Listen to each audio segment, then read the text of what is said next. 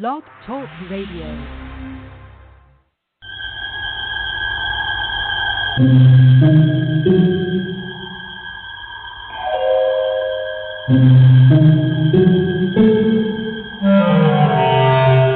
Archangels, ghosts, and Bigfoot. Oh my! It's just another night for Supernatural Girls. Real stories, real answers to life's biggest supernatural mysteries. And now for another exciting interview with paranormal experts from this world and others. Psychic medium Helene Olsen and paranormal researcher Patricia Baker. Here are Supernatural Girls.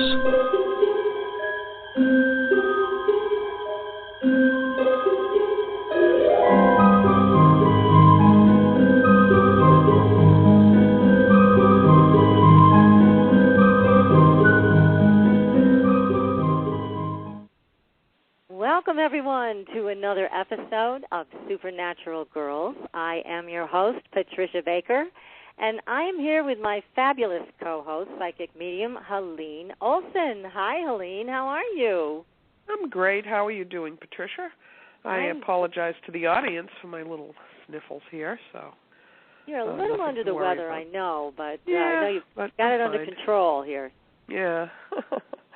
That's the way it is, Patricia, you know. And now it's 50 degrees outside here. I have to talk about the weather, you know. Well, you do. It's going to be in the 30s here tonight. Really? I swear. I was at the store, the grain store in town, and I said, okay, is it going to snow tonight or what? I mean, 30-something. Luckily, it's above freezing, so all my plants will survive. But, my goodness, it's the end of May. And then, you know, like I said before, it will turn to 95 degrees and we'll all be complaining, you know. That's how it goes every year. Well, it's one of the things that adds to getting ill because these swings in temperatures are a lot for us to handle. So. Oh, it is. Oh, my goodness. But we've got a lot of exciting things going on tonight, and I wanted to make sure to announce to everyone that tomorrow night we have a very, very special prayer circle taking place for our sister in light, Becky Andreasen, who is facing some very major health challenges. And tomorrow night at 8 o'clock Eastern Time, we are offering a prayer circle for Becky. So if you would like to join us, please call into our conference line, and I'm going to announce it now, but please look at the website, make sure you've got the right number and the access code. It's also in our newsletter. And our website is supernaturalgirls.com. The number you'll call in for the prayer circle is 712-432-1500. That's 712-432-1500. And the access code is 768-610#. 768-610#. That will also be on our Supernatural Girls Facebook page, and we'll send it out via Twitter. And I know, Helene, you put it in your newsletter as well, so we're announcing it to everyone to come and join us on this prayer circle. It's going to be great. You can also extend your prayers to yourself and to any other loved ones that may need help from the angelic realm. It's going to be a very powerful circle tomorrow night. Yes, it will. And it is live on the telephone conference line. And as you said, people are encouraged to really expand their prayers because we're going to have so much light around. There's enough for everybody. And That's right. We do hold Becky in our thoughts and prayers. And we have been, and many people have been sending her a lot of energy, and it's all good. Yeah. It is helping, and we want to help boost her in a big way tomorrow night. So please come and join us. It's going to be a wonderful gathering, a very open-hearted circle for Becky and for all of you and your loved ones that also may need prayers. And tonight, go ahead. I was just going to say, tonight we have a wonderful guest that we'll introduce in a few minutes, and his name is Jenkins, and he has written a book on the Theban Oracle. It's a magical alphabet. I can't wait to hear about how to work with this thing. This is going to be awesome. It looks like a powerful divination tool. I read the book, and it was very interesting. Yeah. It is, and the letters. I have lots of questions about these letters. It looks like a lot of M's. It's we got to find out the significance of all of this. It does look very powerful. So I'm anxious to speak with Greg. I know all of you want to hear from him. And we also have tonight our favorite numerologist, astrologer, Patricia Kirkman from Tucson, Arizona. Patricia, thank you for joining us again tonight. Looking forward to it. It's going to be fun as always. Love talking to you too. It is. And tonight you're going to be talking about Gerald Padalecki, who is one of the big stars on Supernatural, the television show. Mm-hmm. And I know that Greg told me earlier today, our guest, that he's also a big fan of Supernatural. I know a lot of people are a big fan of Supernatural. And these guys seem to be a little bit on the private side, so it's really going to be interesting to hear what you have to say about Gerald. He plays the role of Sam Winchester. And what is going on with this guy? What's coming up in his future? Well, it's quite interesting because when I took a look at his given name at birth, the thing I found very interesting, he is very, very hard-headed, but he's a perfectionist. And he gives and takes equally well, but he's very creative in how he gives. And he's a great communicator, but he tends to be a little on the anal side. He sees if it's black to him, it's black. If it's white, it's white. He has no shades of gray with the way he looks at things. Wow. Does that make him a little hard to get along with? Well, not really, because he does it through the wanting to be a perfectionist. And you'll notice that in how he goes about the business of doing business. Because I took a look at when he started in the business. In 1999, he won a claim to fame contest. He was in his 9th year. And for those that aren't aware, the 9th year is a time of ending old things, but it's also the perfect time for the actor or the writer or anyone involved in creative arts of any way, shape, or form. So that year, he won his claim to fame award. Perfect. Perfect timing for him. Oh, definitely that. And he's kind of slow in getting into relationships because he wasn't quite sure which way to go, although he did marry in his 2 personal year, which was the perfect time to make a situation come to light.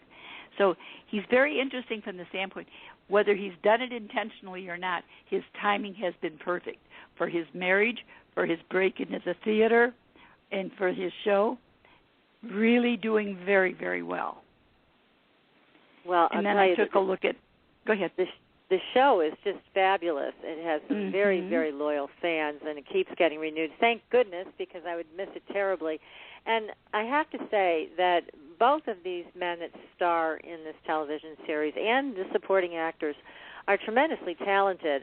They are truly believable in their roles, and I just can't imagine them in any other role. That's how well they play it. So it's really interesting to hear these things about Gerald's timings, that it's so on target. Oh, definitely that. And then when I took a look at Jensen's, the thing that is very interesting here for him is that he has a 2 destiny. So he's here to be the team player and the partner, where Gerald is here to do it on his own. He has to be the leader. And if you take a look at how they play the roles, that is exactly how it comes out in the roles. Aha. Now, Jensen Ackles, I believe is his last name. He plays the brother in the series. Right, and Dean. His character's name is Dean Winchester. So that's interesting. Now, when I take a look at things.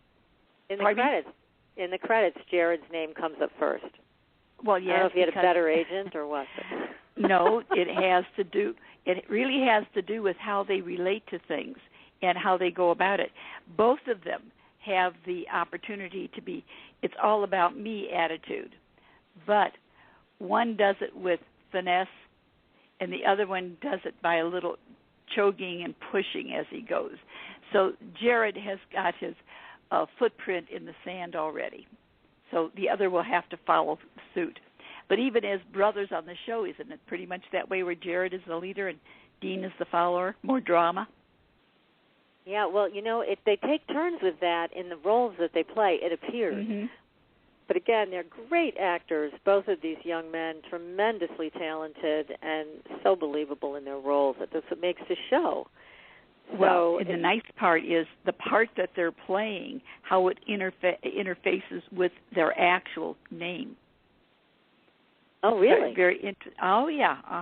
Because both, even though they're very hard-headed and pushy in real life, they're both very sensitive and creative when it comes to their parts. I thought that was very interesting to see how they were working with one another in that direction. Well, they bring a lot to the table, that's for sure. Mm-hmm. And so what else, what do you see in their future? Well, the nice part about it is, when we're taking a look at what's taking place here, Jared's in the 6th personal year right now. There's some major things that are going to be offered to him over next year, but I think he'll be kind of slow in how he handles it. Might be a year and a half before he jumps into something spectacular, okay? His name is not going away for a long, long time. And when we're looking at Jenkins, he's going into a 2 personal year. So for him, it's going to be more about being sensitive to what's taking place, but there's going to be a bolstering up of some sort in his chart somewhere after October of this year and before September of next year. So he's very creative in something that I think he's involved in something else that that he may be working with as well as this. But it's going to give him some notoriety. Wow. So it'll work out well for him. So that's good. Oh, definitely. Both boys are in very good positioning. I said it's a shame that they're so young. They're so cute. They are cute, aren't they? They really are. And they have that all-American boy look to them. I think back to those that we used to see as people that had that panache to look like and be something special. They both have that mannerisms when they walk and how they handle themselves. They really do. It was a few weeks ago they had a show where it looked like they were kind of sitting the show out, and the writers were bringing in new characters to possibly have a spin-off. Mm-hmm. And it was the most boring darn show that I've seen on the series. And I was talking to my husband about it. I said, God, this stinks. What's wrong? And then we realized, well, both of the stars are missing from the screen. That's the problem. So Jared and Jensen were both not really in that show, and I really hope that they don't spin off with this other thing because it was so boring. I can't imagine it lasting. But they really fill up the screen, and it's as tall as they are, they certainly should. Yeah. I was thinking of Jim Arness and his brother that played in a different acting, but they were both very tall, very good-looking. Each went into a different vein of how they handled the roles that they had. And I think we're going to see a spin-off in some respect of how they're going to make some changes in the future. And I'm looking for Jensen to be making the major shift. So he'll be doing the major stuff. And sounds like Jared's going to be slow at moving ahead, you said, with anything. He's going to be. Yeah, but he's going to be doing something else on the side, and it's going to be a surprise when he finally plays some things out.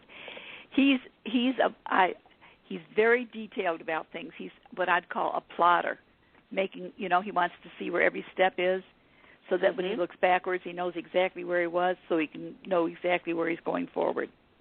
So it's going to be interesting. Both of them are very concerned about what's just and fair. Both of them identical in that, where Jared is more the team player, the peacemaker, the arbitrator.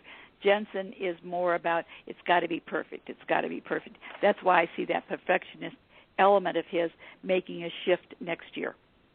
Because it'll do with the creative side.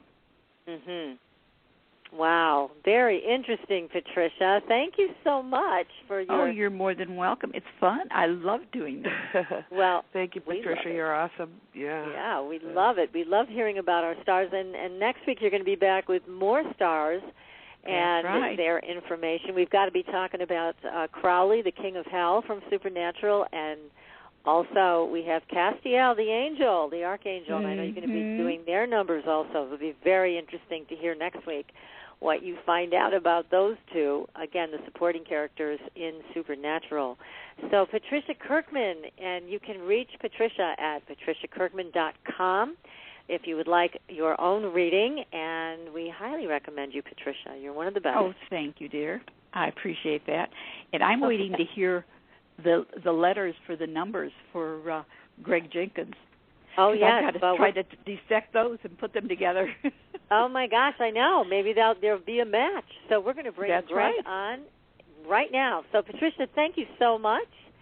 And have a great show, ladies. Oh, thank you. Thank you, Patricia.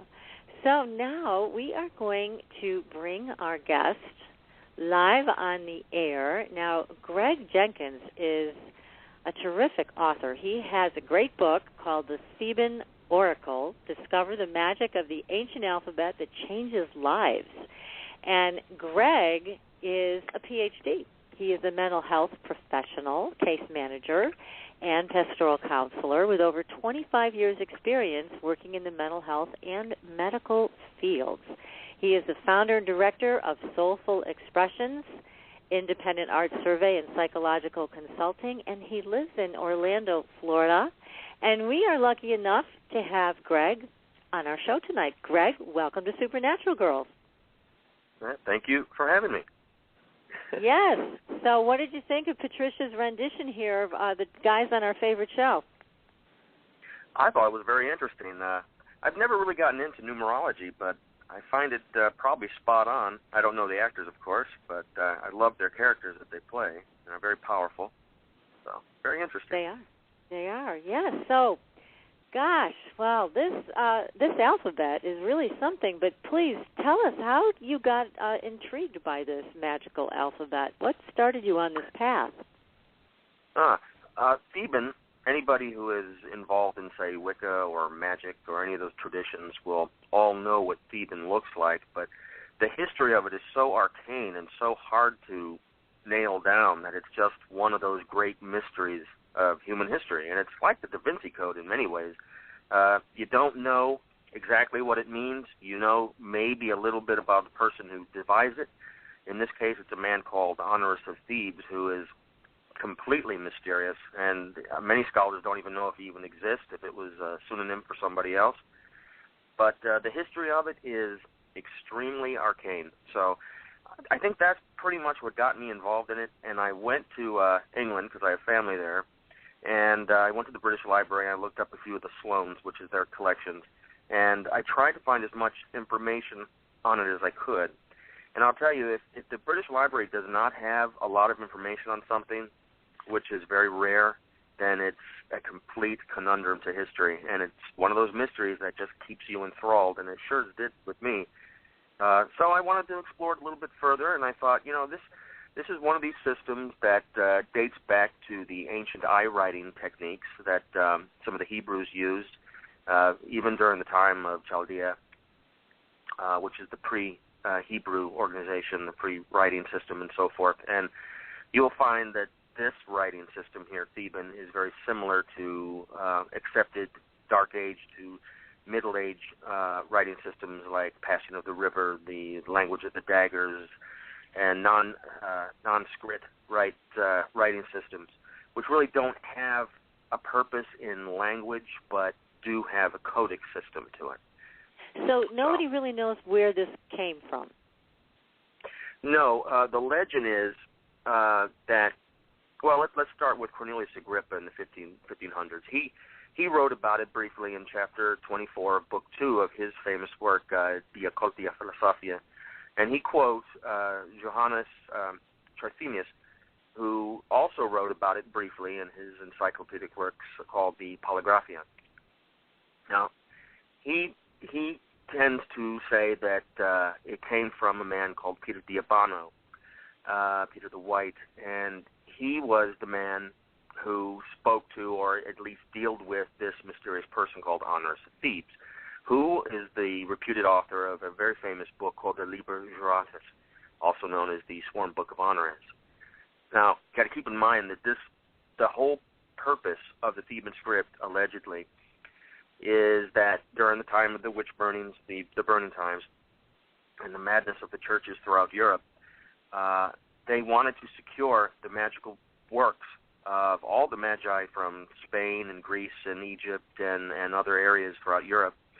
So they gathered together in a secret form, and they hired this man, so to speak, Honorius of Thebes, probably a code name, to take the bulk of the works and to produce it into one tome and then make 3 total.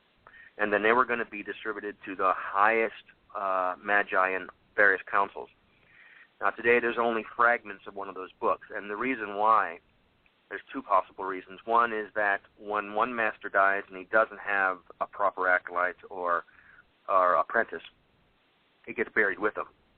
So probably several of these books, or at least 2 of them, are buried somewhere in some grave unknown from some magi. Okay. Or they were destroyed. The other option is that the Catholic Church took it up and buried it in the Vatican somewhere, or which may it. be there today in its entirety. And they probably have enough grimoires that would turn your hair white if you knew what they had. But it's just the shards and the pieces and fragments of this book, the Liber Geratis, the sworn book, that has offered us some understanding of angelic magic, which is what this all basically is. Can I say something, Greg? Yeah. I don't know if this helps you or not, but one of my guides told me that Honorius of Thebes was not a person. It was a group of 4 people. Well, that makes sense. They did. I don't know why I heard that. I don't know why I heard that. That's just what they told me, so maybe that'll help you with your research. I don't know. Yeah, absolutely. Now, finding who these people could have been. You remember, like Giordano Bruno and so forth, and some of the great architects of high magic, if you will, ceremonial and angelic magic, were just, it was such a dark time for them. Most of them were killed and tortured in ways you don't even want to think. I mean, it's like it starts back 300 years after the death of Christ with Hypatia of Alexandria, who was a great scholar and, a servitor of high magic and scholarly works, and she was tortured in ways that you just don't want to know. And it was just because she had wisdom. And a lot of the churches in their fledgling eras, they just did not want to have this. There was no room for an open mind. You were either part of the system or you were an enemy. You were with us or against us. And if you questioned anything, you were destroyed. So it was bad, but and that's what creates the secrecy. Yeah. Yeah, and the need to turn something like this into a cipher so that they could communicate without giving themselves away. Because isn't that another way that they use this alphabet?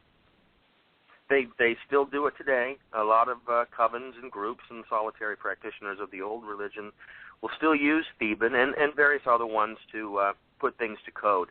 Now, if you would have gone back, say, 150 years or 200 years, say the time of Francis Barrett when he wrote his book, The Magus, and so forth, that was a resurfacing of sorts of what we call modern-day magic or ceremonial magic.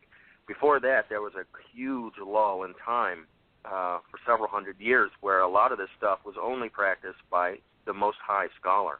Everybody else was involved in other things. And then later on with the industrial age people, threw out the concept of witchcraft and ghosts and all that kind of stuff, to the wayside in favor of the new trinkets, the new toys. It was the iPhone and the iPad of the day, having a cotton gin or something of that nature, So only the most astute people will follow this discipline. And like the Force in Star Wars, you either turn to the light side or the dark side, which we're always going to be at odds with. But this kind of magic here is considered the most high. I mean, it goes back to, let's say, the Renaissance era with John Dee, Dr. John Dee, who was the vizier and advisor to Queen Elizabeth I. He was a brilliant man, and he created that cipher system, if you will, Enochian, which is similar to this in many ways. And I heard you ask earlier why there's so many M's and curves and so forth. Yeah, it looks like a lot of different shapes of the same letter, M. Yeah. What you have, a lot of this is based, originally suspected to be based in Egyptian hieroglyphs, but more importantly, I think it's to recognize the curvature of alchemical signs. The differential here is when you keep your pen, for instance, or scribe, and you keep it to the paper, for instance, and you never lift up your pen. Now, you can do that with every 23 letters with the Theban alphabet and many others, even runic systems, which are more block block form. It was easier to chisel, which is probably why they did that. But for this form of eye writing, if you keep your pen to it, you can make the M's and just make small variations. That was meant to confuse. Each one of those icons, those letters, grammaton lips, if you want to call them that, represent something. It could represent a mineral, a plant. It could represent angelic orders, if you will. Everything has meaning. The 24th script is one to throw everybody off, and it's like the old Latin cross. When you stopped writing a system, writing a sentence or a word, you would put a little tiny cross, like a Maltese cross, and that was like a period, and that was to end the sentence. Well, this last one, which is oddly shaped, it's very cruciform, and has 3 of them. Each have a particular meaning, but it basically brings an end to your cycle, whatever you're doing, which is why it stands for an ending. Now, I have one mystery stone, if you will, or shard or shell or whatever you're going to use in my system, which stands for another very mysterious lady who existed in the early 19th century in Maine. So I don't know if you're aware of that, if you had a chance to read about her. Yes, but tell our audience about her. Okay. Her, again, this is a great mystery. Back in the early 90s when I was working on my bachelor's at Norwich University in Vermont, I was staying with my professor and his wife, renting a little cabin in the back of their home up in Old Town, Maine. And I had the chance to do a lot of traveling in my time off. So I would drive usually to Bangor, or I would drive over to Bar Harbor and do shopping and stuff like that with the rest of the tourists. Well, I went into an estate sale, and I bought some various artifacts, an old saber and a blanket trunk and so forth, trunk. And when I looked at the bottom of this trunk, I found this old book. And, it was in pretty much disrepair, and it was covered like with wax paper. And when I looked at it more closely, I noticed it had something burned or etched in the skin. Now, I got the creeps because the skin looked kind of human, but it turned out being deer skin. Yeah, it turned out being deer skin. But I opened it up.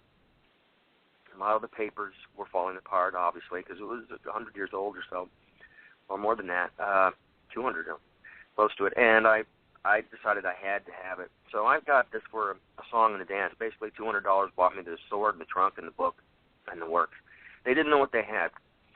Apparently, this is a book of shadows of sorts by a lady who only signed her name as Bethany. And she lived in a little town in Arcadia area of Maine. And like originally, really rural, right? Yeah, it's very rural. Now, you got to remember, I was born in Danvers, Massachusetts, so I know this area. And I know 200 years ago it was extremely sparse. It was all forest and so forth, and a few notable houses. But women had very little rights in that. They were trying to fight just with the hope to have a vote. They couldn't even vote what they were going to make in the kitchen. They were pretty much at servitude in those days. And she had to do everything in secret, which makes this book very important. And that I saw a few references to Barrett's work.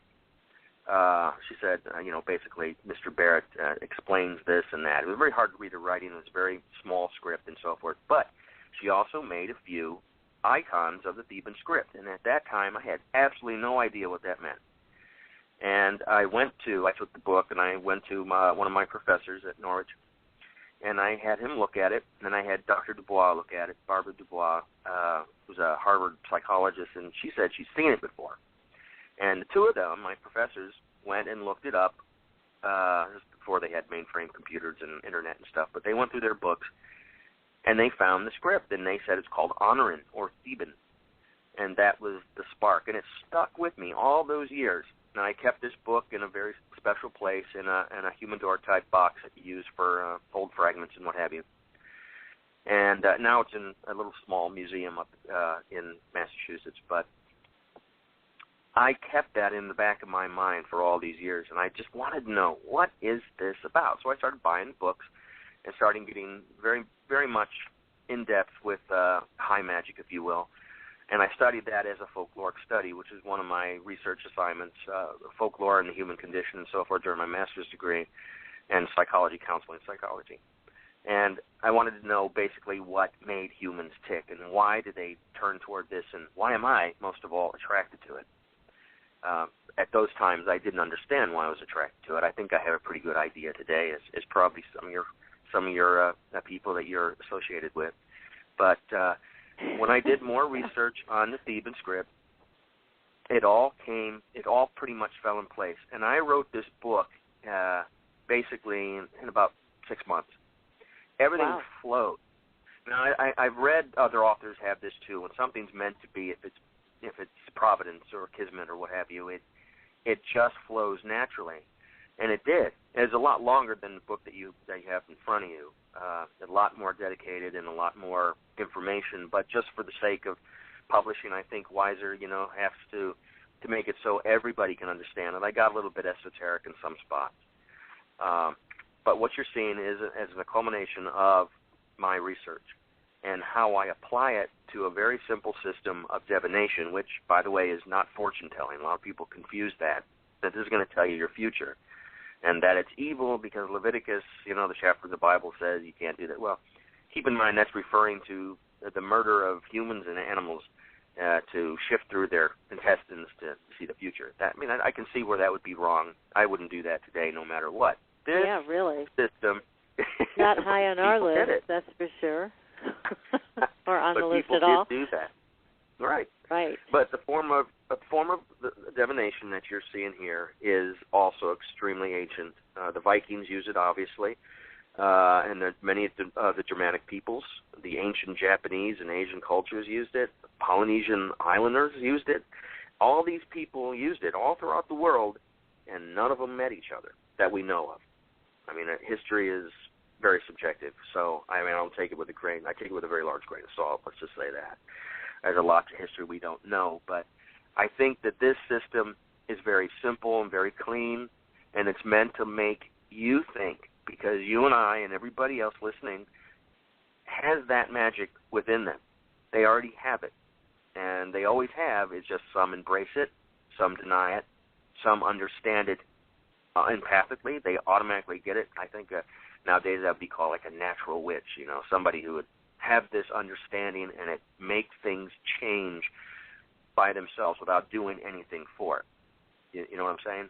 Yeah, well, because you also have in the book a place where you can work with the Theban magical alphabet to create different things in your life, which I found fascinating. So that it's, number one, it was a cipher, and it was used for secret communication. Number two, it's used for divination. And number three, it's used for actual magic so that you can make changes in your life just by working with the alphabet. Right, exactly. Now, this all goes back to that ancient system I was talking about, the grammatomancy. And that was the ancient Greek system of using the Greek letters, the alpha, phi, beta, and so forth, to have representations in certain things. That would represent air, water, the elements, minerals, etc. Even Merlin used that, supposedly, that system. But for magic, again, going back to the magic of the self, it all falls under the sympathetic magic ideal, which was coined by Sir James Frazer in the late 19th century. You're probably familiar with sympathetic magic, I take it, right? Oh, yes. Yeah. Well, when you concentrate on something, your subconscious or your conscious, whichever it may be, can actually bring about change in your physical body. I have worked with doctors and psychologists and healthcare workers of all sorts that have used this method.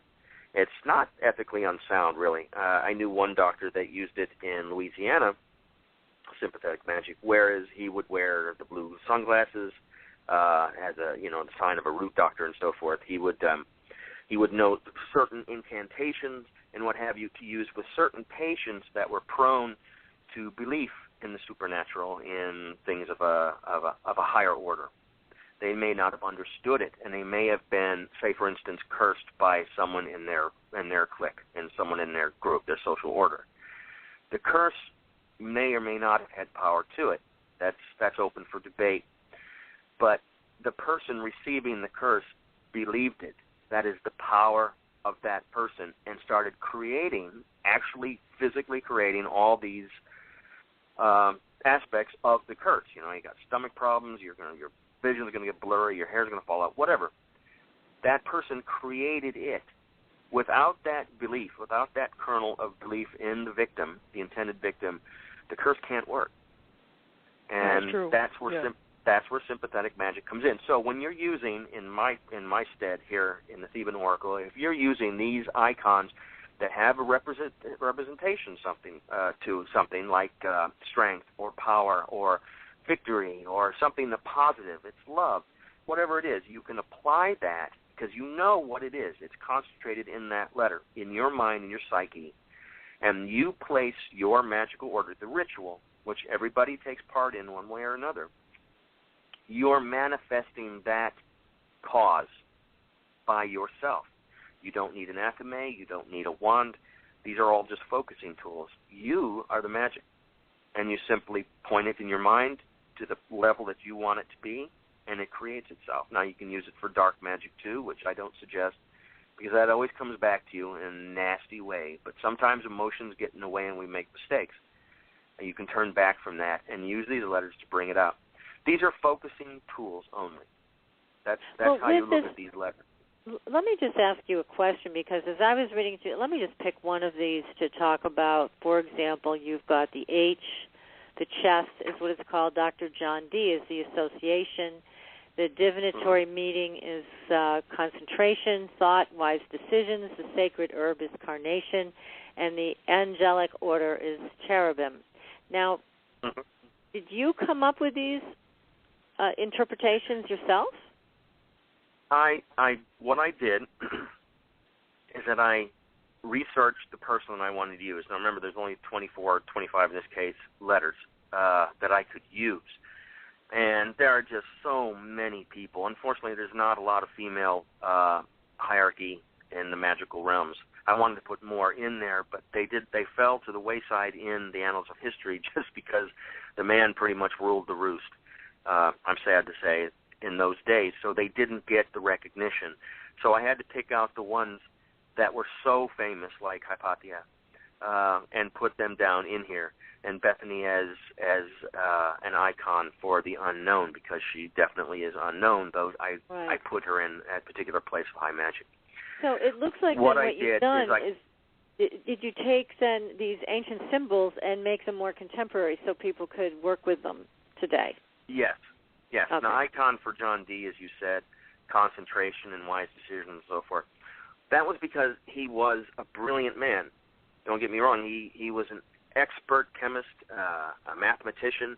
His code number was 007, makes him the first James Bond. Very, very interesting little tidbits about the man. But like the quintessential absent-minded professor, and I fall into this category too, because my wife does all the banking and financial stuff. Because I would screw it up. Let's be honest. He was the same way. He was the man of the house, had many children. He had the ear of Elizabeth I, Queen of England. Very few men had that, and he was trusted. But he couldn't balance the books. He was so engrossed in his research and his science and what have you, and magic, that he didn't take time or put much effort to those very simple common sense methods, which are important. And he died practically penniless. When James I got in there, he was pretty much ostracized. He lost everything. The majority of his famous works, ended up as butcher's paper. He had to sell it just so he can eat. So it gives you an idea of how brilliant you are, but you're still not making wise decisions. As for the angelic orders and so forth, that also was my invention, with the seraphim and the powers and so forth. All these 9 major orders hold a significance in the realms of the heavens, which a lot of the magi of old based their research in. And those were called spheres, and they stood for something. Like the powers would be like the angelic form of the police. You do something wrong, they're coming after you. That's the force. Where maybe a cherub, and the cherubim is second from the high. They're not little babies in diapers. The angels were terrifying creatures. If you saw one, you would fall to your knees and bow your head and show complete reverence. I think, Helene, you've done that before, right? They're still like that. I have news for people. People like to think they're fuzzy little kitties, but that's not how it is, really. Yeah. Yeah, that's a Victorian influx there. Yeah, Victorian it is. era, the cute babies. Helene, let me ask you, because I know that you can source a lot of information because you're very talented. And what are you picking up on these symbols? I know you're picking things up, so please share what you're picking up. Well, what's happened is Greg's been led down a spiritual path. And even though you don't like to admit it, you're enormously intuitive, Greg, right? So a lot of this information's been sort of channeled through you in a very soft way. I'm not getting that you're hearing voices from the sky or anything like that. No. But you're absolutely being downloaded with information. And you absolutely have some enormously powerful guides who are telling me that you've worked with this information in the past. I'm not getting that it was the last many lives. It might have been a long time ago, but it's returned to you. And so the idea that you've put meaning and identification onto these letters, you're actually putting your own energy and thought on it. So the system absolutely works because you're doing it, hand in hand with the information that you've already researched. And so I really like the system. I haven't worked with it. I read the book just recently, but it's really fascinating how you got all that information and were led to this place. To me, it is. Well, thank you. That sounds very intuitive. As being empathic, I do feel a lot of things. I can feel another person's pain as if it's my own. That's it really, empathy. my heartstrings that's empathy, pull but real easy. And there are some people who are empathic, but they're not particularly intuitive. But you are incredibly intuitive, and they very easily download information to you, as they say. So the thought comes in your head. I believe it's from a higher source. Yeah. Oh, it is. I mean, you have huge, powerful guides. These aren't, Aunt Sally or anything like that. These are ancient guides that you have with you. Excellent. Yeah, a whole bunch of them, too. I hope this helps people. There's like six of them standing there near you. I'm not going to start talking to them now. But, the other thing I heard was that, while you were talking, was that Bethany herself actually was not in hiding. She wasn't? No. There were other people in her family who did this. She was just a really gifted psychic. Oh, okay. Well, I just got the impression. So they had to hide from the neighborhood. Okay. Yeah. It's not like she's the only one. Yeah. Very interesting. Well, that's good to know. I want to get into also a lot of your conversation in the book around how to create your own Theban alphabet and what materials to use, and then how people can use this whole system to change their lives for the better. But we're going to take a very short commercial break. So everybody stay tuned, and if you have a question for Greg, then call us at 646-478-0828. That number is 646-478-0828. So stay tuned, everybody. We'll be right back.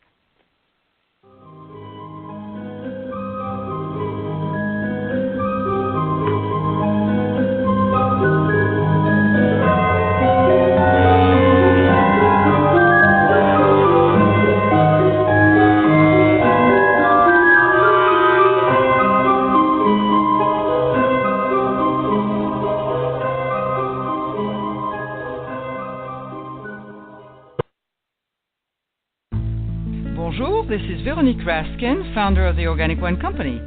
As one of the pioneers of the organic wine movement, since 1980 I have brought you the very best and most authentic organic wines directly to your table. I work with small family estates who grow certified organic grapes and produce exceptional wines. You can purchase our wines individually from our website at theorganicwinecompany.com or join one of our wine clubs. Our organic wines are perfect for you and for your family as gifts for friends and relatives, and they are simply spectacular for the holidays. Visit us at theorganicwinecompany.com to enjoy the very best organic wines conveniently delivered to your door. I am Veronique Raskin, passionate about my mission. I offer to you vegan, organic, and biodynamic wines made by people of the heart, wines with a heart. Au revoir. Call us at 1-888-ECO-WINE.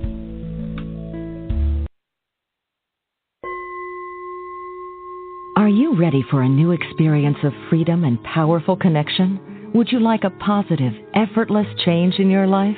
Then come to CosmicFusion.com, where we offer the most advanced energy clearing and expansion techniques in the world, with a quantum vortex energy to activate your divine blueprint and life's purpose. When your soul leads the way with cosmic fusion and quantum vortex energy, you can break clear of past difficulties and blocks with the power of the Source. With Cosmic Fusion, the Source energy does the work for you. It's easy and effortless. Listen to our free meditation right from our Cosmic Fusion website, the Cosmic Code Meditation. Sign up for one of our interactive webinars today. Come to Cosmic Fusion, www.KOSMICfusion.com, to experience an effortless awakening and transformation. Are you ready for an upgrade? Are you ready for a new experience of living in the fifth dimensional magic and powerful connection? Then visit CosmicFusion.com today. CosmicFusion.com.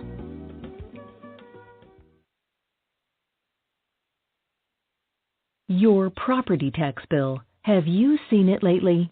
It's frightening. Your property taxes are going up while your home value is going down. It's time to fight back and win. For the real truth about the property tax system, get attorney Pat Quintilian's book, Are You Getting Screwed on Your Property Taxes? How to Find Out and How to Fix It.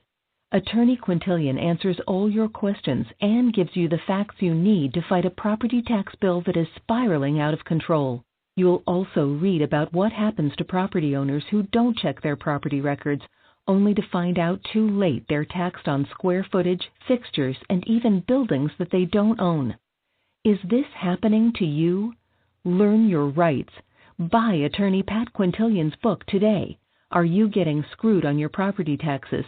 How to Find Out and How to Fix It. Available on Amazon.com.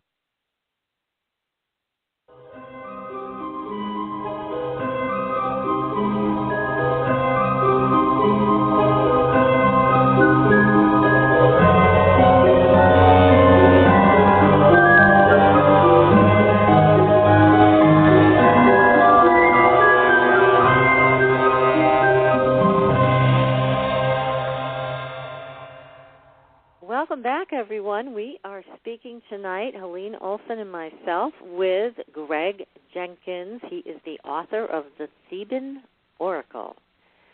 So, Greg, you have a whole chapter in your book basically dedicated to how people can create their own Theban kind of ruins, in a way.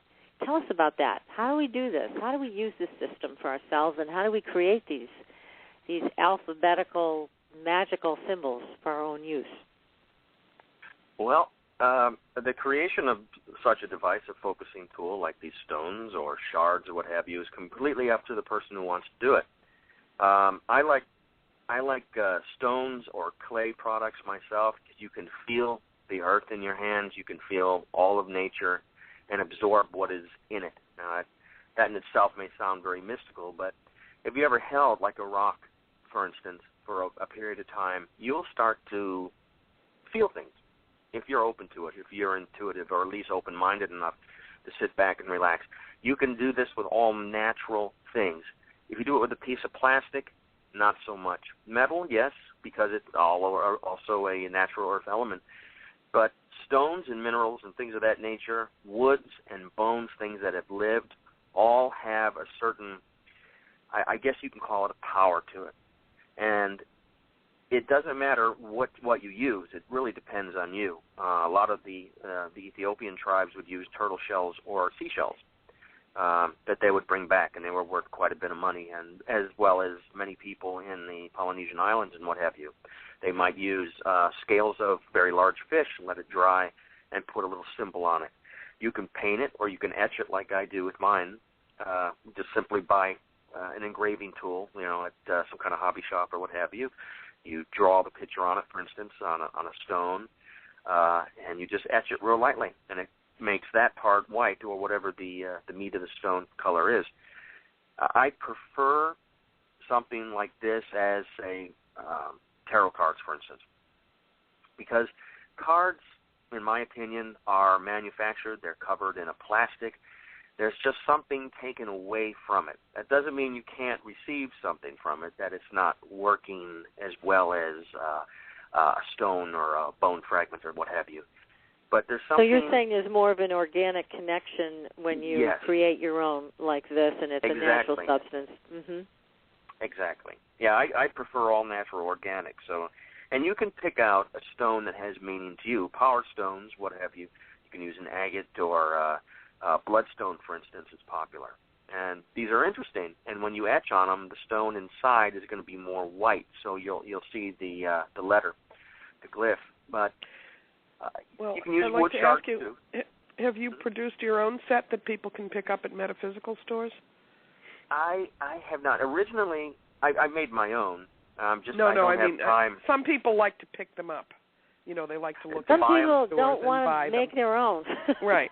Yeah. Right. If you want to go that route, I suggest you go online. You put in the address bar.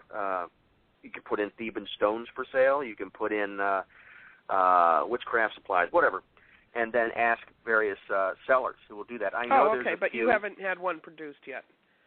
No, I did it myself. Okay. I made it myself. There are. I'm giving you a business idea, Greg. Yeah. I was thinking of that. Originally, we wanted to go that route. Weiser wanted to go that route, I think, too, and have them produced out of, like, clay or stone or some kind of element like that. But yeah, for people whatever love to reason, buy those book sets, you know. Yeah. People love to buy book sets, you know, the books that come with the tool. I agree. I really wish they'd, and you never know, they might pick up a contract later on and republish the book with a set. I mean, I don't know how publishing companies operate, but it's possible. But yeah, maybe in the future I can have some made and sell those on ETSY, one of those sites, maybe eBay or something like that. Mm-hmm. But they're really easy to make. So even people who don't think they're talented or have artistic skills, you can go to one of these hobby stores and buy little wood chips. You can buy them already cut out, or you can have them made, and then you can buy a burning etching tool, which costs about $15, and you can etch those letters on there or paint them on by yourself. Get creative. Let your inside, your feeling, your emotions, your psyche actually go out into your creation. I mean, that's what I study for a living is, I analyze people's artwork and poetry and so forth. Our team of scientists, researchers do that. And it's the same way. Your creation is very specific, very unique, and it's one of a kind. Out of all the humans in history, yours is unique, which makes it a power tool in itself. So that's why I always suggest, make it yourself. Buy some seashells. All you have to do is make sure they're all roughly of the same size and weight and so forth. They can't be too obvious, because if you put your hand in a bag, for instance, to shift around, you're going to know, well, this large stone, that's obviously that's one symbol, and I know exactly what it means. That alters your perception, if you will, the magical process, if you want to put it in terms. So keep them all pretty much uniform. So people need how many? 24 stones? 25? 24. Yeah, 24. You can actually. Yeah, you can create a little bit. You can go a little bit further. You can make 25 and make 2 mystery stones, which might balance things out. You can add to this if you wanted to, maybe by 1. But 24 is the number that you want to go by, because that's the original concept for it, the original codex system, and most are. They fall within that, the Latin lines. Now, I noticed in your book that you did assign herbs and a certain type of an angelic force with these, but no crystals. Are there crystals that can be associated with this? I was going to do that, but it was. I mean, I had literary people written in there originally, but I had to remove a lot of it just for space and time. Crystals are important. That's a mineral, and that, I think, instead of assigning something of that nature, herbs and plants and so forth, I wanted to assign that because you could use them in ritual, if you will. Crystals as well, but that's something that's very personal, and a lot of them have such steadfast meanings. I didn't want to corrupt that. You know, I mean, you might have a smoky quartz to deal with various issues. You might have an amethyst to clear negativity if there's negative emotions. I mean, every crystal or mineral has various properties and meanings. So you can apply that to yourself. This is a chance for you to add on to that. You can create a workbook, a little pad, and you can add these letters, and you can add a crystal that has power to you and meaning, which automatically signifies it, because this is mine. This is my creation originally. It's meant to be added upon. You can use this, for focusing techniques. If you use one letter, say the letter P, for instance, which stands for Paracelsus, the alchemist. You know, I mean, use what he stands for, his persona stands for in ritual. If that means it's a sacrifice, that you're going to give yourself a sacrifice, you're sacrificing something, you can use that in a prayer for somebody, because you're giving part of yourself to another person, say in a time of sickness or grief or whatever the case may be. You can use it, and you can use it in candle magic. You can use it in your crystal magic. You can use it in any form of divination system you want, or any form of magic that you want. Just use what I wrote, you can, as a foundation, a lily pad to jump from. Okay. Does that make sense? Yeah, I think yes, absolutely. And I agree with you. I think that when you make your own stones, whatever you make them out of, whether it be wood or clay, as you mentioned, or seashells, it doesn't matter. But when you make them yourself, what, in my opinion, you're doing is you're creating a connection between you and the divine realms. So that energy is something that can only happen when you create something this way. So, yes, it's very different than going out and buying a set, although I'm also very inclined to go out and buy a set because I have no artistic ability at all. So, etching, I don't even want to think about what my symbols would look like on these things. So, well, I've actually created things for myself, and that's really the highest form and the best way to do it. But for all of our audience, and many of them love tarot cards, even though they're mass-produced, people do impart their own connection and energy on their deck. So, this may be a higher form and a better way to do it and create a better connection for yourself. But it's all part of the same energy, I think. Yeah, that's right. It is. It's a wellspring in which you draw from. Mm-hmm. Yes, exactly. And now you had a couple of ideas here of how people could work with these to create abundance in their lives. And you give a Theban incense money ritual is one of the ones I'm looking at. Mm-hmm. And then I was looking for, then what are the letters that you associate with this? What would be the alphabet letters that you would choose for something like this? Because you say use the corresponding Theban letters to enforce and empower your goals, but you don't say what they are. So what are they? Empower your goals. Well, again, that comes to the person wielding the stone or the shard or the system itself. If I were to use, say, just off the top of my head, Girlz, probably everybody knows who he was. He stands for, he was a murderer and black occultist and so forth during the time of many of the pre-Crusades, Joan of Arc Crusades and what have you. He was once a very good person that went totally evil and greedy. Now, he basically stands for negative temperament and ending of innocence, the death of innocence and rage and so forth.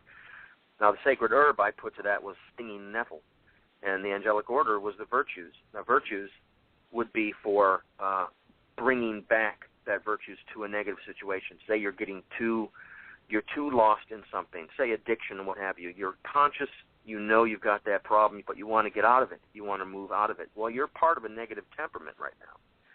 I also, say garlic for the Simon Foreman stone and what have you, the letter.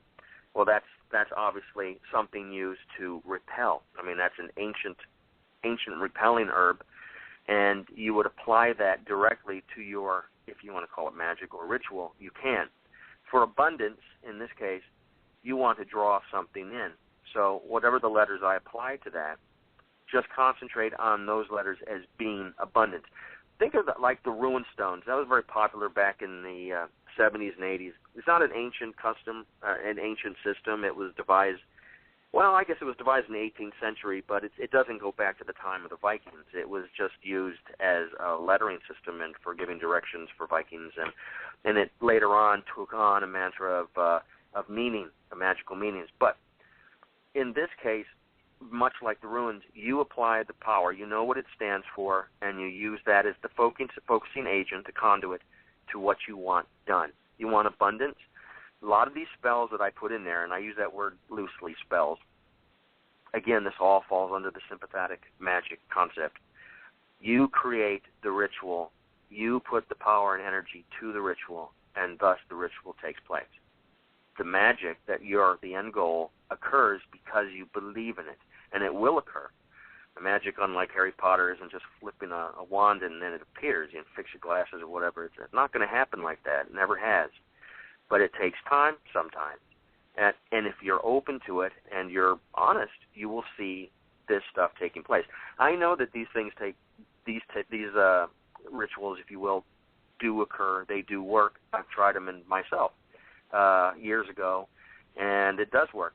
But like treasure mapping, say, for instance, an abundance. Say I wanted a girl, and I know exactly the girl I want. I met her, and I just got a crush on her, and I really want her in my life. I would never take her photograph or take an article or her clothing or something like that and focus on that, try to make it be.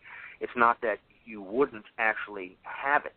You might obtain it for a moment, but it will be twisted and perverted. It won't be natural. Instead, what I would do is say, and you go for the virtues of it. Say I want some Hooters girl or something like that. I mean, that's just purely animalistic.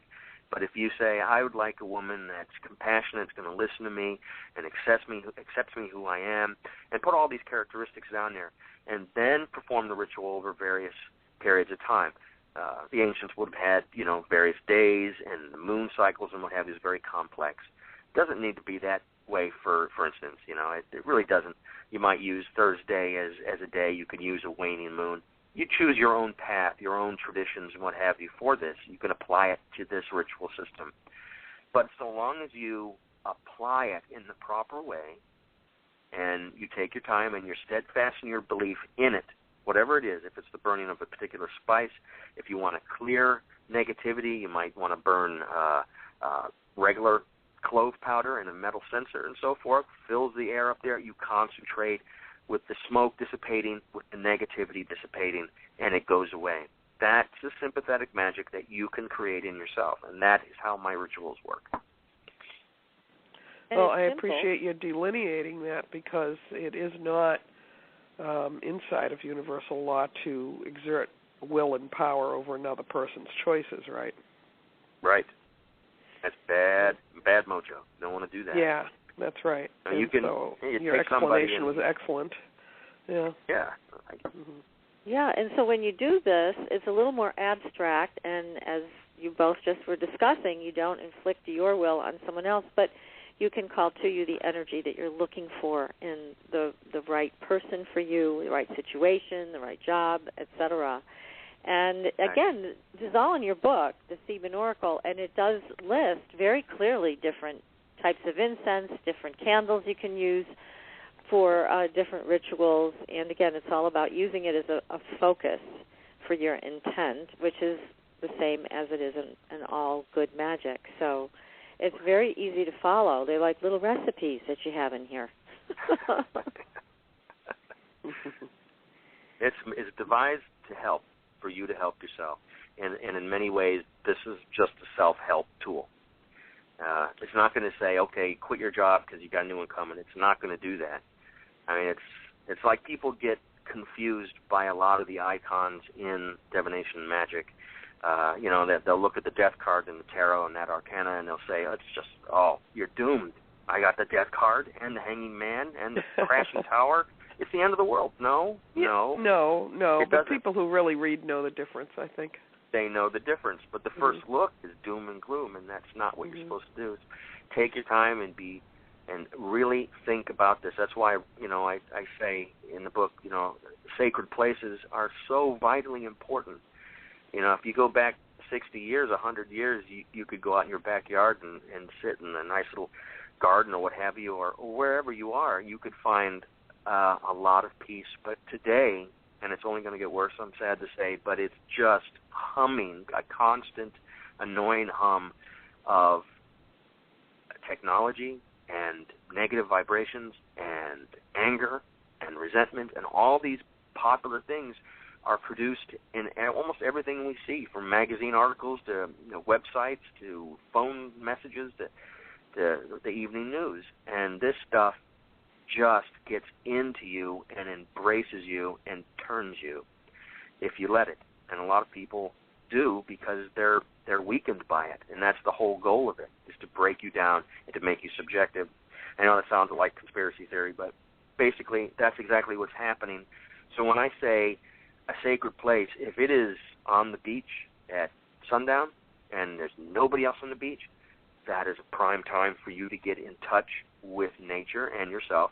Sounds quintessential, but those vibrations, those powers that exist are actually there, and that's when you let it absorb it. For me, it's the forest. I've always found a lot of power near where there's a lot of negative ions, which is natural. That's physically natural, next to brooks and streams and ocean byways and stuff like that, canals. That makes you feel better. It puts you in a still place. But if I've got some heavy metal playing in the background or a jackhammer, tearing down a building across the street, I'm going to be put off of that. Part of me is not going to be able to focus, even though we're designed today in our century to be multitaskers and what have you, and to answer emails and talk on 6 phones at a time and do all this stuff. That's not who we should be, I don't think. So get away from it all. Turn off the music, turn off the noise. Don't even have white noise. If you got a bathtub and candles, you want to sit there and prepare yourself and burn an incense or a scented oil or what have you to calm your soul, then you do that. You prep yourself just like the ancient magicians would. They would go to the limits, of course, by fasting and by bathing in certain oils and anointing themselves and taking many levels of dictum before they did their prayer or meditation or ritual magic. And we have to do the same thing. You don't have to be that intense unless you're a ceremonial magician. But if you just turn away the negativity, turn down the noise, turn the cell phone off, turn the television off, turn the computer off. You don't need these things. They're not lifeblood. It's not food and water. Turn it off and sit, even if it is in silence and in the dark, and recollect yourself. Always reduce everything to a standard level of your soul, of your spirit being, before you practice this. When you do that, you will have a pure reading. If, say, you're having problems at work and you're angry and there's somebody giving you a hard time, or they wrote something nasty about you on the internet or whatever, that is going to greatly influence what you're doing and your reading, because your negative energies are going directly into that tool, whether it be a stone or wood or bone or what have you. So you're talking about basically quieting the mind and quieting the emotional self and just seeing what else can happen when you do that. That's right. Yeah, turn it all off. It's not that easy to do, but I think it's great advice. It's not easy. It's not easy, but you can. I mean, even people living in New York or Chicago. I live in Oak Park, Illinois, the Chicago area, and it's when I go into work, in various places in the city. I mean, that is just one gigantic hive of energy, and it's positive, negative, and always on the move. Now, that I can't do anything, spiritually speaking, in such a place. But if I go in my office, or if I go in the little atrium area, I can sit there and I can, take a few 5-10 minutes of deep meditation before I do anything, and it stabilizes me, and it puts me back into my thinking zone where I need to do. Because I work with a lot of very sad, very damaged people, a lot of the psychiatric hospitals and people who are hanging on by a thread because life has been so hard for them. There are a lot of victims, and these people need to heal in their own way, and I try to help them the best I can. And when you're in that state of mind, you're going to find that the old saying that misery likes company, or birds of a feather flock together, actually is true. And you'll see that negativity ratio actually exponentially produces itself in a spiral sense. So you have to get away from that if you can. When you're engrossed in it and you're surrounded it, you have to unload. You have to detox spiritually. And there's methods you can use. Many people have their idea. Transcendental meditation might work for some. Just simple candlelight meditation. Sometimes it's a dark room. You pick your path that best works for you. If it's walking on the beach or on a nature trail, these are good things. Sometimes the alone time in these places, these sacred places, can really make a difference in your life, and especially when you're going to use this oracle system. Now, do you use this oracle system with any of your patients? I mean, any of the people that you work with in your practice? People I have worked with, and not so much my patients. I like to stay on task with that. My goal is strictly using expressive arts therapy and so forth. I work with, poets and artists and what have you in our team and our lineup, and that's what we want to tend to go there. A lot of people are, a lot of the patients I've worked with may have fantasy-prone issues, and you might be doing more damage by implying something of this nature to them because it automatically takes over. And so you want them basically to even themselves firstly. You want to go by complete ethics in your practice. And then later on, if they want to explore this, that's okay. But yeah, I don't usually use any kind of this idea. I don't self-relate this aspect of my life with my patients or clients.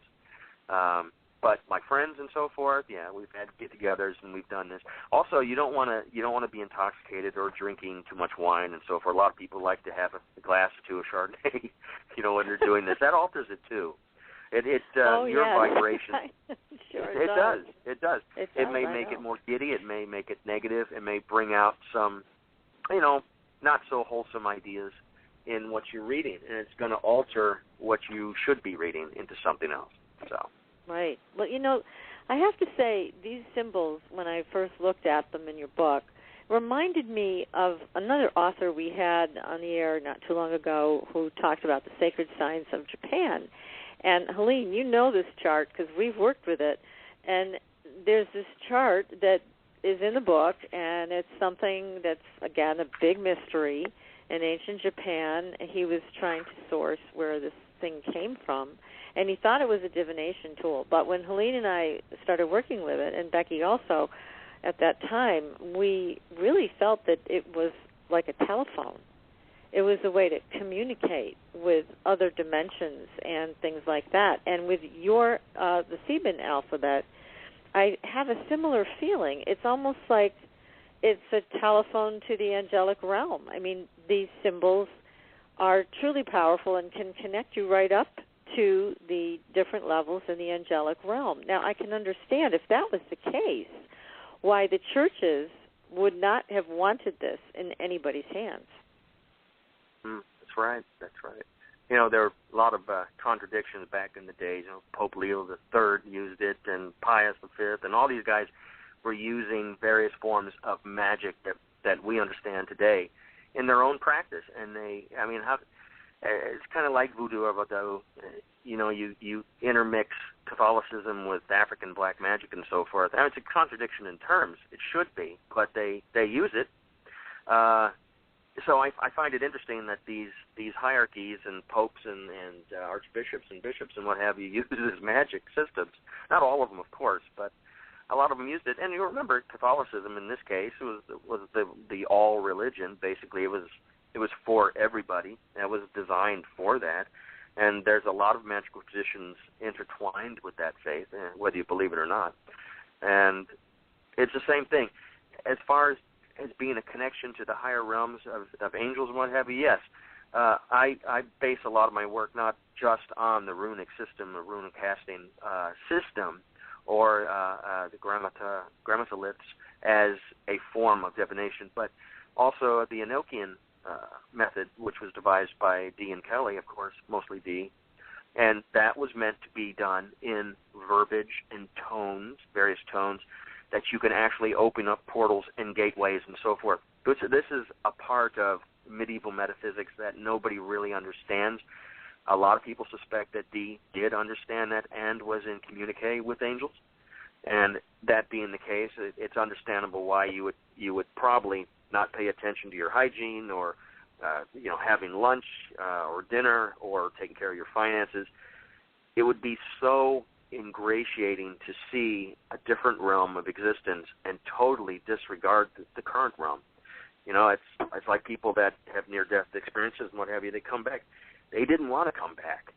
They did not want to return to this train wreck, which was their body or this world. They wanted to be in that beautiful ether that cannot be described. Now, you can imagine being in complete paradise and then going into a prison cell. Well, yes, but Dee's system was highly complicated, and this is very simple. So this is only 24 symbols. I mean, the stuff that he was doing was just endlessly complicated, and actually was just levels upon levels of symbols and incantations, and I mean, it's just a lot of work. A lot. to make that connection. A lot of them. Yeah, a lot of D scholars, they still follow it nonetheless and still, work toward it and use it in their own practices and what have you. But magic doesn't have to be that complicated, what I'm calling magic. It's as simple as getting in touch with yourself and just using what you have upon it. It's like no different from an actor, putting on a completely believable fraud for the audience. I mean, he could play a part, a doctor, a priest, or whatever, and completely make you believe it when the person in real life is nothing like those characters. Nothing. Right. And that is a part of us that we, dig in and bring out. That's that expressive, soulful nature that all of us have. Some use it, some don't. They get bogged down with books and, keeping up with the neighbors, and I have to have this car or what. I mean, there's a whole list of negativities that we consider to be necessities in our life, and that's not true. So, well, and also, there are people who are enormously talented, like you, Helene. You are so talented, and you have the ability to just tune in and begin a communication with just about anyone, any being from the angelic realm. And I've seen you do it, and it's amazing and it's powerful. But what I'm seeing with this Theban alphabet, which is fascinating to me, is that this is like a telephone system that gives everybody a chance to try it out and see if by meditating on these symbols or one symbol that you feel you resonate with, that you can create an open door to somebody in the angelic realm for yourself. I mean, I think there's another use to this that is quite amazing and quite ancient. Well, Greg, I really have to commend you because you're absolutely right. I agree with you. Every single person is intuitive. And it's just up to us individually to decide whether we want to open up enough to connect to it. And when people find that space, they're able to get amazing information after a while. That doesn't mean every person will hear a voice necessarily or see an angel standing next to them, but the ability to be intuitive and receive information is absolutely there for everybody. Yeah, that's right. Yeah. That's right. And I think this alphabet is a way to offer that to everybody, which is what a gift. I mean, this book is a gift to everybody to make that connection. I hope it is. I hope it is. There's no negativity embraced in this book at all. It's all positive thinking. Even if there's something that dictates that there was a negative aspect, it's there as a lesson to teach us not to follow that. And if we fall down that path, to turn around and go back. It can be. It's not the end. That's what all this means. And yes, if you find an opening or a channel to speaking with the angels or the higher realms or receiving information from them, absolutely. Because, magic without faith is not magic at all. An old saying. So that's Good it. one. That's it in a nutshell, basically what this whole system is. And I hope my readers enjoy it. I hope Weiser's happy they published it. I hope it grows. Yeah. Well, we're thrilled. Great book. I loved it. Yeah. Yeah. I mean, it was a wonderful, wonderful book to read. And like I said, I think that the potential with this alphabet is even greater than whatever anybody has thought of previously, at least in our contemporary culture. And you've done a wonderful job, as Helene has said, associating these alphabet letters with people and herbs and things like that. And again, I see it as a way for people to connect right up to somebody in the angelic realm, whomever that may be. There's a host of them up there and around us, but this does give that ability. It's like a frequency that opens up. So it's just a wonderful book to read, and you have so much of a variety of how you can work with this magical alphabet. There's many different ways to work with this. Even as you mentioned in your book, choosing one symbol and just meditating on that one symbol and seeing what comes up for you. It's all about personal transformation anyways, so it's how this alphabet can help you with that, whether the characteristics you're working on are positive or maybe have a negative tinge to them. It doesn't really matter. It's all about finally honing yourself. That's why we're all here. So it's just a great book. Again, the name of the book is The Theban Oracle. It is available on Amazon.com. It's wonderful. Highly recommend it. Excellent, excellent book. You've written many other books also, haven't you, Greg? I saw a long list there. I have. I'm a folklorist. You know, it's one of my hobbies. I've always really been into the ghost stories, and so that's probably why I like the Supernatural TV show. You know, because it dealt with such cool subjects, and I would watch the first season. And I'd say, I know that folklore, I know that story, I know all about this. Kind of a nerd, you know, but I've written several ghost stories. When I lived in Florida full time, I wrote a 3-book series called Florida's Ghostly Legends and Haunted Folklore, and that was, covering pretty much all of Florida. And I couldn't get every story, of course, but I got some pretty neat legends that dealt with the Sunshine State, all in their little local ghost stories and what have you. And that was with Pineapple Press. And I did another book with them called Chronicles of the Strange and Uncanny in Florida, which covers everything from sea monsters and UFOs and Bigfoots and what have you, just in the state of Florida, for which there are countless. Neat books. Yeah, fun stuff. No wonder you like the television show Supernatural like I do. I mean, it's all of those things. They have, obviously, some really good researchers that have found those old stories and brought them into the script. Definitely. Yeah. They did their research. I have some upcoming books. One specifically you might be interested in with Schiffer Press coming out soon, called Renaissance Cooking in Today's Kitchen, which is covering the ancient foods of the Paganist folk, which is the Pagani, the ancient simple folk of the day, from the Dark Ages, actually the Roman period, right on up to the High Renaissance. So keep an eye out for that one. There's a really good recipe. What is that going to be about? Is it a recipe book? It's a recipe book and a history stories. It covers the major holidays, which we now call Wiccan holidays. But, that was just a par for the course for our ancestors. Explains, how Ostera, for instance, and the idea of the Easter Bunny and all that stuff came about.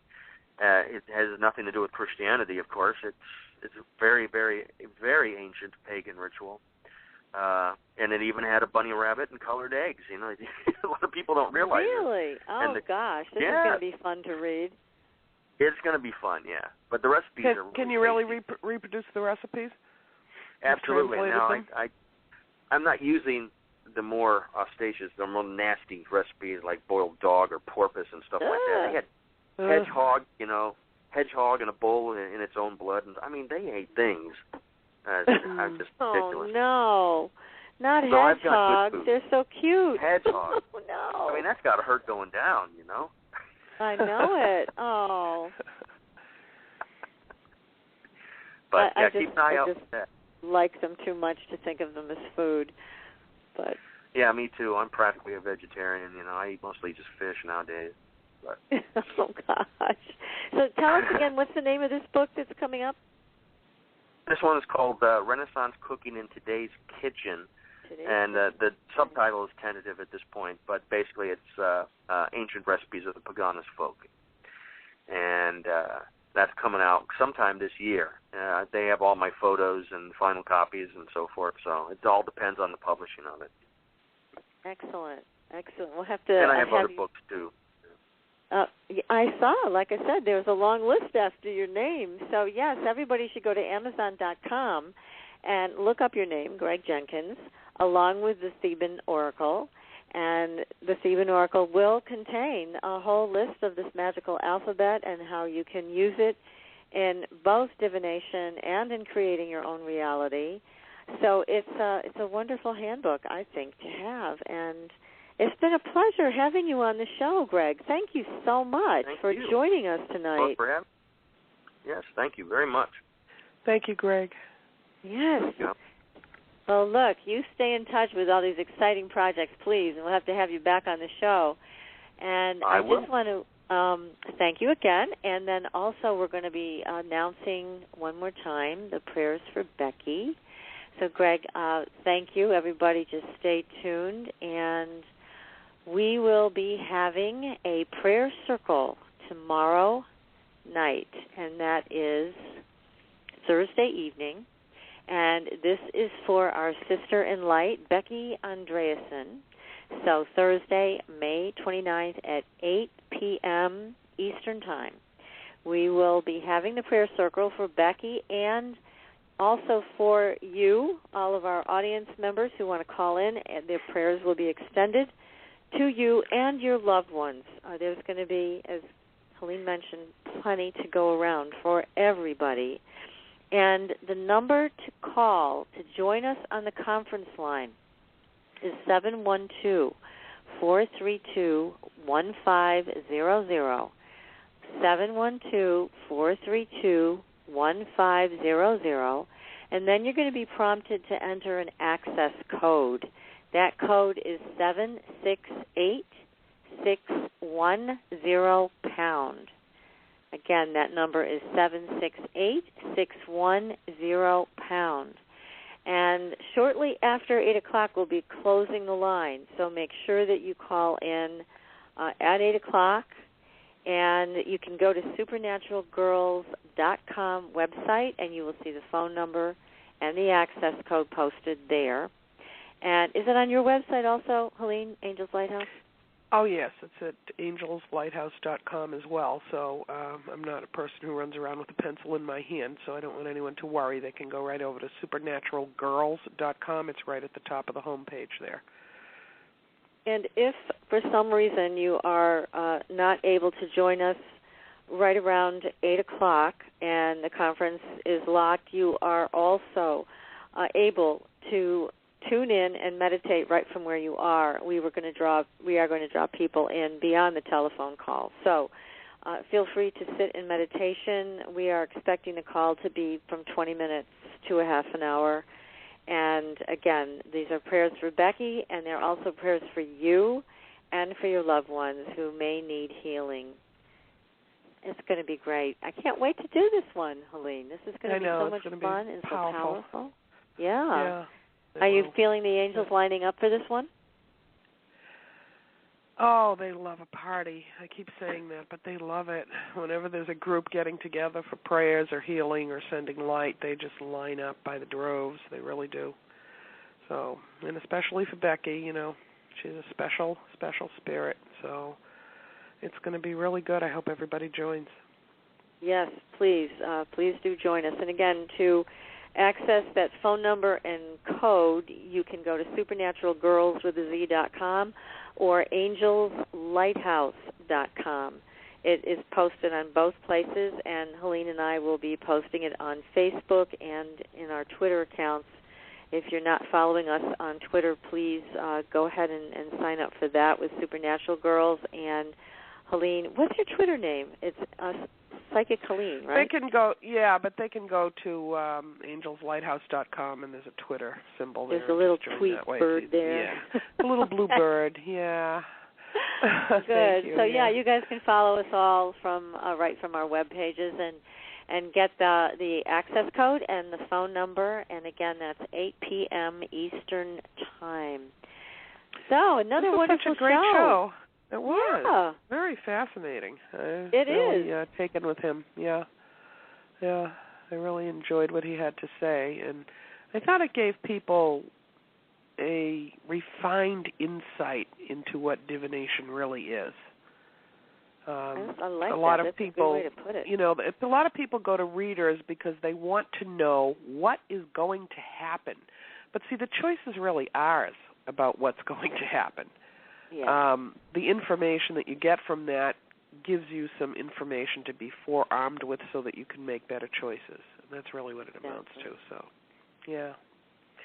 Yep. Yeah, so yes, I really enjoyed him. He was great.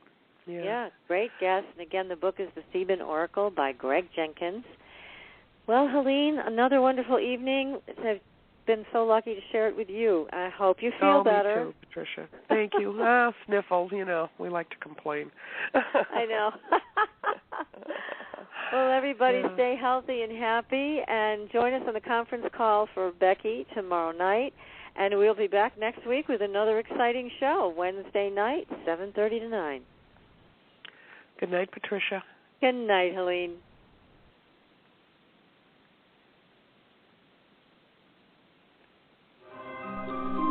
Thanks for listening. Tune in next week for another radio adventure with Supernatural.